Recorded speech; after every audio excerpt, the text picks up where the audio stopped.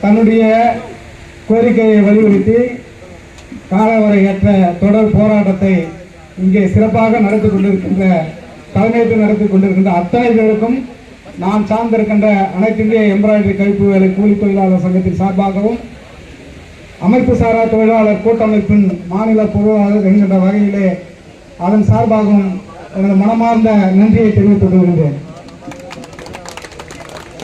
இன்றைக்கு ஒரு எனக்கு வித்தியாசமான அனுபவம். ஏன்னு சொன்னோம்னா, அரசு ஊழியர்னா ஒரு கௌரவமான பதவி. அது எந்த பதவியாக இருந்தாலும் அரசு ஊழியர் என்று சொல்லப்படுகின்ற பொழுது அது மதிக்கத்தக்க பெருமை மிகுந்த ஒரு பதவி. நாமெல்லாம் பொதுமக்கள்லாம் யார்கிட்ட போய் குறை சொல்லுவோம்? யார்கிட்ட போய் குறை சொல்லுவோம்? அரசு அதிகாரிகிட்ட போய் குறை சொல்லுவோம். அப்படி அரசு வேலையை செய்து கொண்டிருக்கின்ற அரசு அதிகாரிகளே தங்களுடைய கோரிக்கையை இன்றைக்கு சொல்லியும் செவி கொடுத்து கேட்கக்கூட மனம் இல்லாத ஒரு அரசாக இன்றைக்கு திகழ்ந்து கொண்டிருக்கின்றது. அதுதான் உண்மை. இன்றைக்கு நான் இங்க பக்கத்துல தான் நம்ம ஒரு தண்டால வில்லேஜ் கடம்பத்தூர் பிளாக். 2000க்கு முன்னாடி இருந்து ஒரு சாதாரண ஒரு ஆளா இருந்து இன்றைக்கு இந்திய அளவில் ஒரு தொழிற்சங்க தலைவரா நான் வளர்ந்திருக்கிற காரணம் மனசுக்குள்ள இருந்த ஒரு தன்னம்பிக்கை. அதை ஏன் இதை சொல்ல வரேன்னு சொன்னா, இந்த போராட்ட காலன்றது அவர் சார் சொன்ன மாதிரி அது 5 பேர் போராடினாலும் போராட்டம் தான், 50 பேர் போராடினாலும் போராட்டம் தான். இன்னைக்கு நமக்கெல்லாம் தெரியும் டிராபிக் ராமசாமியின் ஒரே ஆளா உட்கார்ந்து இருப்பாரு. அவர் சுத்தி எத்தனை பேர் இருக்கிறாங்களோ பார்க்க மாட்டார். அவர் பக்கத்துல பார்த்தோன்னு சொன்னா 2 போலீஸ்கார் நின்றுட்டு இருப்பாங்க பாதுகாப்புக்கு. ஆனா அவர் எடுத்த எந்த ஒரு பிரச்சனைக்கும் அரசாங்கம் தீர்வு காணாம விட்டதில்லை. இன்றைக்கு 9 அம்ச கோரிக்கையை வலியுறுத்தி நாம இங்க போராடிட்டு இருக்கிறோம். இந்த 9 அம்ச கோரிக்கை ஆட்சியாளருக்கு தெரியாதா? இல்ல கேட்கிற ஆட்சியாளருக்கு தெரியாதா? இல்ல அவங்க புதுசா பொதுமக்கள் இருந்துட்டு வந்தவங்க, சரியா? அப்படிப்பட்டவங்க இருக்கக்கூடிய ஒரு துறையில நானும் அவங்களை சந்திக்கக்கூடிய வாய்ப்பு கிடைச்சது. அப்ப பேசினேன். அப்படி இருக்க முதலமைச்சராக கூட நெருக்கமா இருக்கிற ஒரு செக்ரட்டரி இந்த போராட்டம் தெரியாதா? அதனால ஒரு நாளைக்கு வேலைக்கு போறான்னா எவ்வளவு பணி பாதிக்கின்றது, பொதுமக்களுடைய பணி பாதிக்கின்றது அரசாங்கத்துக்கு தெரியும். அப்போ தொடர் போராட்டத்தில் வருவாய்த்துறையில அதுவும் முக்கியமான அரசாங்கத்துடைய இதய துடிப்பு 32 துறைகள் இருந்தால் எனக்கு தெரிஞ்சு சொல்றது சரியா தப்பு. அந்த துறைகள் எல்லாம் இன்றைக்கு அரசாங்கத்தினுடைய இதயமாக இருக்கிற ஒரு துறை எதிராக சொன்னா வருவாய்த்துறை. காரணம் என்ன சொன்னா, சம்பாதிச்சு கொடுக்கறதும் வருவாய்த்துறை தான். அது பேர் தான் வருவாய்த்துறை. ஜனங்களை காப்பாற்ற வேண்டிய இடத்துல இருக்கிறதும் அவங்க தான். சார் சொன்ன மாதிரி பேரிடர் மேலாண்மை, அந்த பேரிடர் மேலாண்மை புதுசா நான் தயவு செய்து எந்த அரசியலும் நான் பேச விரும்பல, புரியுதுங்களா? ஏன்னா நான் ஒரு தொழிற்சங்க தலைவரா உருவானதை நான் பொதுமக்கள் சைடுல நான் பார்த்த விஷயத்தை சொல்றேன். தன்னை காப்பாற்றிக்க, தன்னை நிலைநிறுத்த, தன்னுடைய அரசை நிலைநிறுத்த, தான் மீண்டும் முதலமைச்சர் ஆவதற்காக என்ன வேண்டுமானாலும் மக்களுக்கான சலுகைகளை வாரி இறைத்துக் கொண்டிருக்கக்கூடிய முதலமைச்சர் இன்றைக்கு இதய துடிப்பாக இருக்கின்ற ஒரு வருவாய்த்துறையுடைய போராட்டத்தை செங்கொடுத்து இன்று வரைக்கும் அவர் பேசுறேன்னு சொன்னா அதுக்கு என்ன அர்த்தம்? காரணம் என்ன? யோசிங்க கொஞ்சம். 2 பேர் சண்டை போடுறாங்க ஊர்ல. நான் இலக்கணம் பேச விரும்பல, ஏன்னா எல்லாரும் என்ன சேர்ந்தவங்களும் நம்ம புதுசா பேசப்பட்டு 2 பேர் சண்டை போடுறோம். சண்டை போட்டு பாமரங்களை என்ன பண்றது, ஏன் சண்டை போடுறது கேட்பாங்களா? கேட்க மாட்டாங்களா? அப்ப ஏன் கேட்கல? அப்போ வருவாய்த்துறையில இருக்கக்கூடிய எதுவா இருந்தாலும் லேபர்ல பார்த்தோம் சொன்னோம்னா, நான் ஒரு தொழிற்சங்க தலைவர்ன்றதுனால அடிக்கடி லேபர் மினிஸ்டர், லேபர் செக்ரட்டரி நம்ம டிஸ்ட்ரிக்ட் கலெக்டர் தான், அதே லேபர் செக்ரட்டரி. இப்ப நான் அடிக்கடிக்கு அங்கே பார்க்கும்போது பார்த்தோம்னு சொன்னா அதை அவர் பண்ணி முடிச்சுட்டு போயிடுவாங்க. ஆனா இங்க அப்படி இல்லை. ஆர்டர் கையில வருதோ இல்லையோ முதல்ல தகவல், ஏன்னா அங்க ஏறி உடஞ்சிச்சா ஓடு ஓடு, இங்க தீ பிடிச்சிச்சா ஓடு ஓடு, சரியா? இப்படி மற்ற துறைக்கெல்லாம் ஆர்டர் வரணும், சரியா? ஆனா இதுல போன் தகவல் தான். அந்த போன் தகவல் உடனே நீங்க ஓடணும். ராத்திரி 10 மணிக்கு வெள்ளம் வந்துச்சு, உடனே ஒரு போன், அவரு போடுப்பா, அவர் முதல்ல தகவல் சொல்லுப்பா, சரியா? இப்படிதான் உண்மை. அப்போ எதுவா இருந்தாலும் ஒரு அரசாங்கத்தினுடைய இதய துடிப்பாக இருக்கக்கூடிய இந்த ஊழியருடைய போராட்டம் அரசு அதிகாரின்றது நான் என்ன சொல்றேன், இப்ப நான் தொழிலாளர்கள் தான் பாக்குறேன். இங்க இருக்கிறது அரசாங்கத்தினுடைய அதிகாரிகளாக இருக்கலாம். ஆனா என் குடும்பத்துல வந்த ஒரு அண்ணன், தம்பி, மாமன், மச்சான். அப்ப என் பாஷையில சொல்ல போனா என்ன சொல்லுவேன், என்ன மச்சான் வேலைக்கு போலியா அப்படிதான் கேட்பா. நீ ஆபீசரெல்லாம் கேட்க மாட்டோம். அப்போ இங்க வேலை செய்யற அத்தனை பேரும் ஒரு தொழிலாளி, அந்த குடும்பத்தை காப்பாற்ற வேண்டிய இடத்துல இருக்கக்கூடிய ஒரு தொழிலாளி. அப்படி இருக்கக்கூடிய சூழ்நிலையில வெளியே வேலைக்கு போன மனுஷன் வீட்டுக்கு திரும்பி வர வரைக்கும் வீட்டுல இருக்கிறவனுக்கு பயம் இருக்குமா இருக்காதா? சொல்ல எத்தனை பேர் வீட்டுல பயம் இல்லாத இருப்பாங்க சொல்லுங்க. எல்லா வீட்லயும் பயம் இருக்கும். அப்படியும் போது அந்த பணியிடத்துல ஒரு பாதுகாப்பு என்ற ஒரு கேள்விக்குறி, அந்த பணியிடத்துல பாதுகாப்பு என்ற ஒரு கேள்விக்குறி மனுஷா பிறந்த எல்லாருக்கும் உண்டு. வீட்டுக்கு வந்து சேர்ற வரைக்கும் கஷ்டம். அப்போ காவல்துறைக்கு சரிசமமாக சட்ட ஒழுங்கை காக்கி சட்டை போட்டு ரோட்ல நின்னா கிட்ட போட்டு தந்துடுவான்.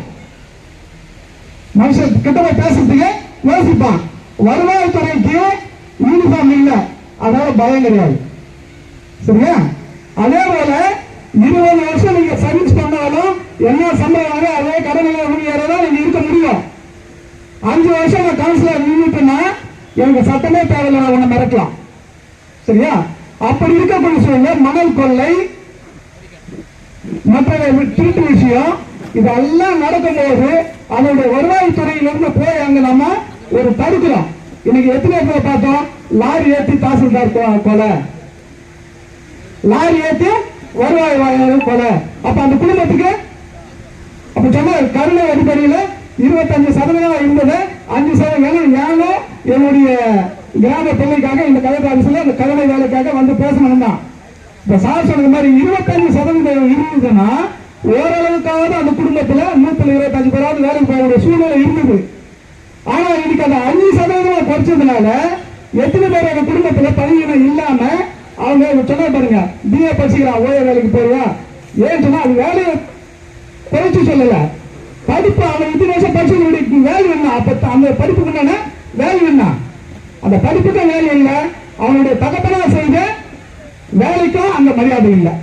அதனால அந்த பணியிட பாதுகாப்பு என்பது ஒவ்வொரு தொழிலாளிக்கும் அது அலுவலராக இருக்கட்டும், அந்த அலுவலராக வரவர்களுடைய சித்தப்பா பெரியப்பாவா இருக்கலாம், அவங்களுடைய குடும்பம் அவங்களை நம்பி இருக்கிறதுனால நிச்சயமாக அந்த பணியிட பாதுகாப்பு உயிர் பாதுகாப்பு வேணுமா வேணாமா? வேணும். நம்ம சொன்னாதானுங்க. எந்த குழந்தையுமே ஒரு தெரிஞ்சுங்க, நான் நாட்டு பிரதமர் வந்ததுனால சொல்றேன், ஆயுத குழந்தை தான் பால் குடிக்கணும்னு சொல்லுவாங்க. சொல்லாத குழந்தை பால் குடிக்க மாட்டாங்க. அந்த குழந்தை கத்துனாதான் கத்துட்டு பால் குடிமா பால் வராதுன்னு சொல்லுவான். போராடுறதுக்கு நாம தயாரா இல்லை அப்படின்னு சொன்னா அரசாங்கம் ஈஸியா வந்து குத்துறன்னு நினைக்கிறீங்களா? சொல்லுங்க பார்க்கலாம். ஒரு காலம் நடக்காது. ஏன்னா 2001க்கு முன்னாடி எனக்கு உலகம் தெரியாது. 2001 வரல பட்டி பசி. இன்னும் சொல்ல போனா நான் பெண்ணே சொல்றேன், திங்கக்கிழமையான 20 ரூபாய்க்கு 10 ஃபார்ம் எழுதுறாங்க, 200 ரூபாய் என்னுடைய பொறுப்பு போகணும். காலம் ஒரு காலம் இந்த கலந்தாக்கு சுவாசம் இல்லை. ஆனா அதே இன்னைக்கு வருவாய்த்துறைக்கு அந்த கூட்டத்தில் இன்னைக்கு வந்து ஒரு தொழிற்சங்க தலைவராக நின்று பேசுறேன்னு சொன்னா அதனுடைய இழப்பு போராட்ட குணம். சார் சொன்னாரு போராட்டத்துக்கு வராதுன்னு எனக்கு கவலை கிடையாது. புரியுதா? அதை பத்தி நாம அதை யோசிக்கவே வேணாம். நம்ம கூட 10 பேர் இல்லை இல்லையா? நான் அனைத்து அந்த எம்ப்ராய்டரி தொழிற்சங்கம் ஸ்டார்ட் பண்ண வரும்போது எவ்வளவு பிரச்சனையை சந்திச்சேன்னு தெரியும், எவ்வளவு அவமானத்தை சந்திச்சேன்னு தெரியும். 2005 இன்னைக்கு என்ஆர்ஜிஎஸ் ஒர்க்கு சொல்றாங்க இல்லையா, அந்த என்ஆர்ஜிஎஸ் ஒர்க்கு பார்லிமெண்ட்ல அமெண்ட்மெண்ட் கொண்டு வரும்போது 3 பங்கு வருவதானே, ஒரு பங்கு தான் கூலி உனக்கு கூலி கொடுப்பேன்னு சொன்னான். அன்னைக்கு மேத்தாப்பட்ட தலைமையில் நடந்த ராம்லீலா மைதானத்தில் நடந்த மீட்டிங்ல அன்றைக்கு யூபிசி முன்னாள் பிரதம மந்திரி அவர்கிட்ட கூட்டு போய் என்ன அறிமுகம் பண்ணாங்க, இவர்தான் தமிழ்நாட்டில் வந்திருக்கிற எம்ப்ராய்டரி தொழிற்சங்கங்களுடைய தலைவர் சொல்லிட்டு. அப்போ முன்னாடி பிரதமரை கை கொடுக்கிற வாய்ப்பு எழுதி கொடுத்தீங்க, தொழிற்சங்கம் கொடுத்தது. சரிங்களா? அதே போல தெளிவு சொல்லுவாங்க, தன்னுடைய அங்கம் செய்யாததை சங்கம் செய்யும் சொல்லுவாங்க. இன்னைக்கு நான் இந்த அளவுக்கு இங்க பேசுறேன், இந்த அளவுக்கு பேச உயர்ந்தது தொழிற்சங்க காரணம். அந்த தொழிற்சங்கம் எப்படி வந்தது? என்னுடைய பிரதிபலனை பார்க்காம ஒவ்வொரு இது போல இருக்கிறவங்க எல்லாம் அவங்களுடைய வேலை வெட்டியை கொஞ்சம் திறந்துட்டு பொதுமக்களுக்கான ஒரு பொது பார்வையில் வரும்போதுதான் அரசாங்கத்தினுடைய ஆட்சியாளர்களுடைய நெறிவு சொல்லி ஒன்னான்றதை நம்ம தெரிஞ்சுக்க வேண்டியது. அவர் சொன்னார், மாலை நேரமே நான் பார்க்கல பேசிட்டு இருக்கிறேன். அப்ப என்னுடைய வாட்ஸ்அப் பார்த்து கேட்கிறாரு, இதெல்லாம் கூட நடக்குது அப்படின்னாரு. இன்னொன்னு கேட்டா, காலையில வரோம், பையில தாங்குறோம், சாயந்தரம் வீட்டுக்கு போறோம், 5 நிமிஷம் பாருங்க வெளியே என்ன நடக்குதுன்னு தெரியும். நீங்கள மாதிரி சொன்னாதான் எங்களுக்கு. அப்போ தன்னுடைய சுயமாக இருக்கக்கூடிய இன்ப துன்பங்கள் துறந்து இன்றைக்கு வாழ்வாதாரத்துக்காக தன்னுடைய பணிக்கு வந்து தன்னுடைய உயிரை பணைய வைத்து செய்கின்ற போது எந்த முதலாளிக்கு நம்ம வேலைக்கு போறோமோ அந்த முதலாளி தானே நமக்கு உயிருக்கு உத்தரவாதம் கொடுக்கணும். சொன்னா எந்த முதலாளிகிட்ட நம்ம வேலை நம்பி போறோமோ அந்த முதலாளி தானே என் உயிருக்கு உத்தரவாதம் கொடுக்கணும். அப்ப என் உயிருக்கு உத்தரவாதத்தை நான் கேட்கக்கூடிய இடத்துல இருக்கிறேன்னா அப்ப அந்த முதலாளியா இருக்கிறதுக்கு தகுதியற்றவன் தான் சொல்லுவேன். புரியுங்களா? ஒரு மனைவி தன்னுடைய கணவன் தைரியசாலியா தன்னை காப்பாற்றுவான் என்ற சூழ்நிலை வரும்போதுதான் தன்னுடைய சுயமா தைரியம் என்று பேச முடியாது. ஏன்னா என்னை காப்பாற்றுறதுக்கு ஒரு ஆளு வேண்டாம். நான் என் அரசு ஊழியரா நான் வேலை பார்க்கிறேன்னு சொன்னா எனக்கு எது வந்தாலும் என்னுடைய அரசாங்க காப்பாற்றுன்னு சொல்றதுக்கு இன்னைக்கு நம்ம யாருக்கிட்டுமே இல்ல. இன்றைக்கு மாவட்ட ஆட்சியர் வந்து சொல்ல முடியுமா? நான் உத்தரவாதம் உயிருக்கு இந்த போபான்னு சொல்ல முடியுமா? கேட்டா நான் மேல கேட்கணும். சரியா? நானே படிப்படியா இந்த தொழிற்சங்கத்துல பூவேலிக்க ஆரம்பிச்சேன். அதுக்கப்புறம் இன்னைக்கு ஒரு தமிழ்நாட்டில் ஒரு 30 தொழிற்சங்கத்துக்கு ஒரு படவசல்ல ஒரு மாநில பொருளாளராக இருக்கிற நாளைக்கு சென்னையில ஆர்ப்பாட்டம். இன்னைக்கு டெல்லியில தேசிய அளவில் இருக்கிற ஒரு எல்லா மாநில தொழிற்சங்கத்தில் அண்ணா பெடரேஷன்ல எக்ஸிகியூட்டிவ் மெம்பராக என்னுடைய வளர்ச்சியை நானா உருவாக்கி பண்ண. இன்னைக்கு எந்த அதிகாரி கிட்டவோ ஒரு அமைச்சர் கிட்டவோ அவர் கலெக்டர் கிட்ட இன்னைக்கு நேரடியா பேசக்கூடிய தகுதியை இந்த தொழிற்சங்கம் தான் என்ன வளர்த்தது.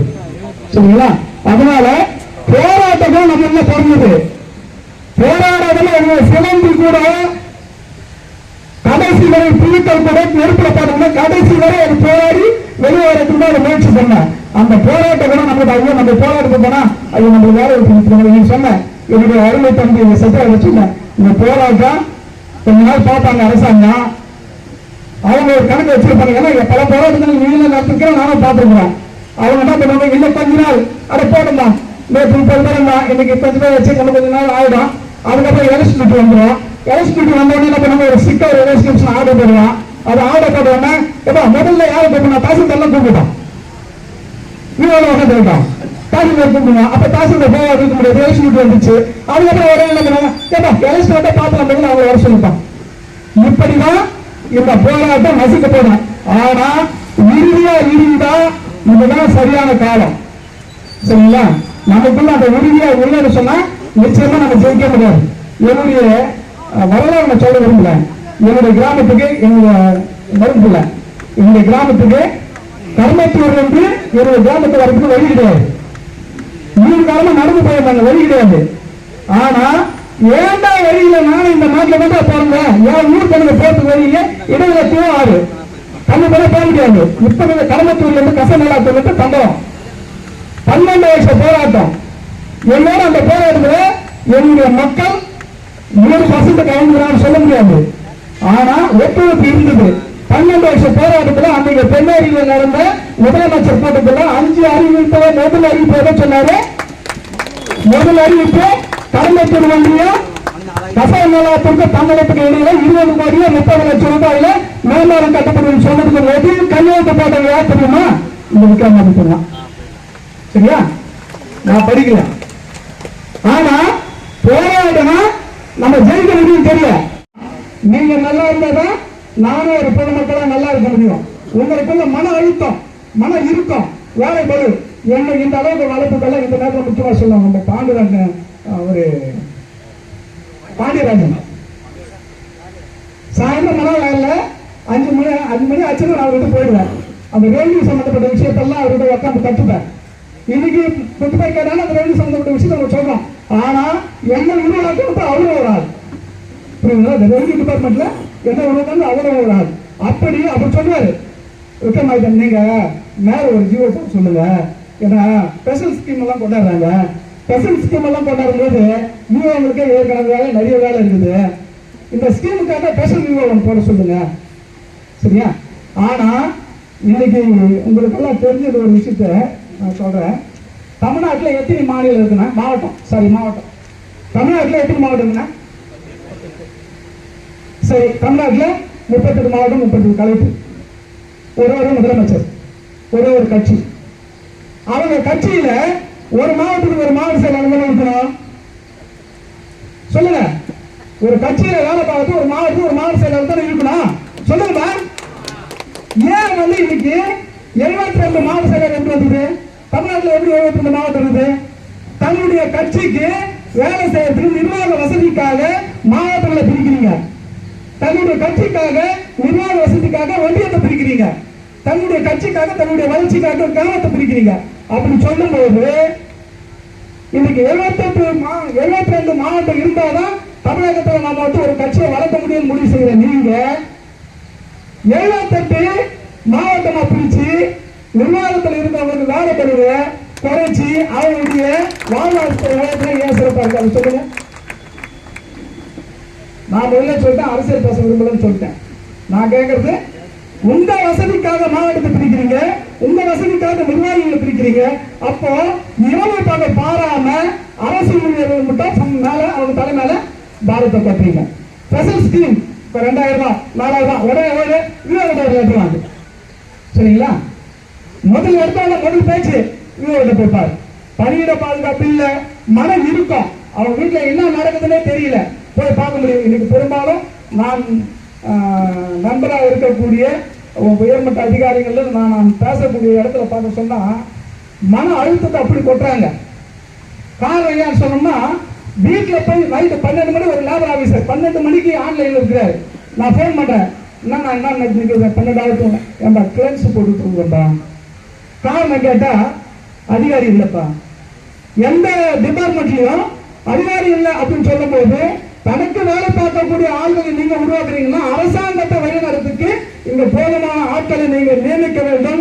அதே போல பணியிட பாதுகாப்பு என்பது நிச்சயமாக இருக்க வேண்டும். உயிர் பாதுகாப்பு அதுல முக்கியம். ஏன்னா அந்த உயிர் பாதுகாப்பு தான் இங்க இருக்கிற அத்தனை பேரும் என்னுடைய சொந்தம் சொல்லும்போது பொதுமக்கள் சார்பா அவங்க எல்லாருமே என்னுடைய சொந்தம். அந்த உயிர் பாதுகாப்பை இன்னைக்கு ஒண்ணு இல்ல, ஒரு தாசில்தார் இறந்துட்டாருன்னு சொன்னா கேஸ் அவங்க தான் நடத்திக்கணும், புரியுதுங்களா? அரசாங்கம் அந்த குடும்பத்துக்கு வெளியே எதுவும் பார்க்காது, அடுத்த ஸ்டெப் அதை பார்த்துக்கலாம் அப்படி விட்டுட்டான். அப்போ சொன்னாரு இல்லையா, நான் எனக்கெல்லாம் கஷ்டப்பட்டு 60 வயசுல ஓய்வு முடியும், ஓய்வு கிடைக்கிறதுக்காக போராடணும், வேலை கிடைக்கிறதுக்கு போராடணும், நான் இறந்துட்டேன்னா பிள்ளைக்கு வேலை வேணும்ன்றது போராடணும். அப்படி தட்டுங்கள் தூரத்தோடும் கேளுங்கள் போடும் ஏகன தட்டாதான் கிடைக்கும், புரியுதா? இறைவனிடம் கையேந்துங்கள்